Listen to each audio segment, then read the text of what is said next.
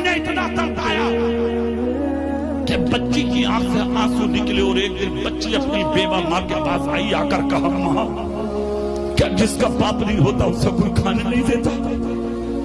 جس کا باپ نہیں ہوتا کیا اسے کوئی پینے نہیں دیتا ہے ماں؟ کیا جس کا باپ نہیں ہوتا اسے کوئی سینے سے نہیں لگاتا ہے ماں؟ کیا جس کا باپ نہیں ہوتا اسے کوئی اوڑھنا دوپٹہ نہیں دیتا ہے ماں؟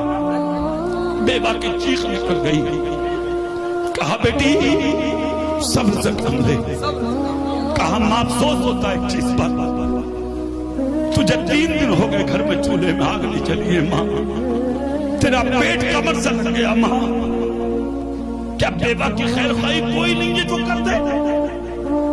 یتیم بچی کو کوئی نہیں ہے جو کلیجے لگا دے؟ اتنا کہا تو ماں بھی رونے لگی اور بیٹی بھی۔ ماں ایک طرف دوپٹے میں چہرہ چھپائے رو رہی تھی۔ 7 سال کی بچی نے کیا کیا؟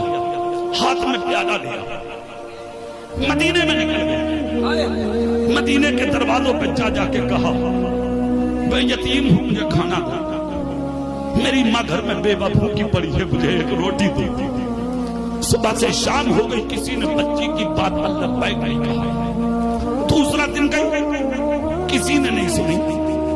تیسرا دن گئی مدینے میں، کسی نے ایک لقمہ نہ دیا۔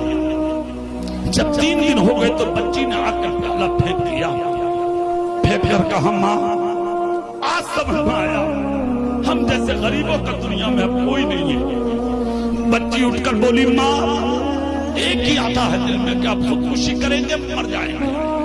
ماں نے سر چوم کر کہا بیٹی نہیں، حوصلہ مت توڑو، حوصلہ بلند رکھو، جس کا سہارا کوئی نہیں ہے اس کا سہارا اللہ ہے۔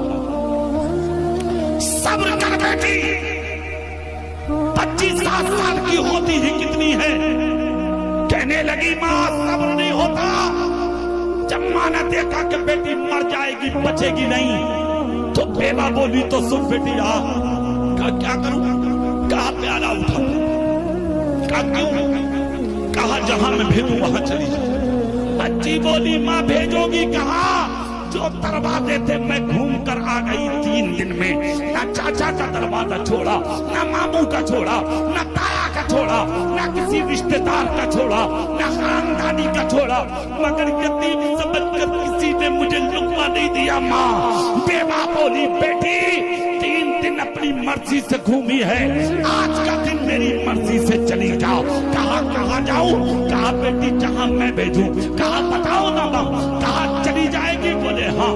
کہا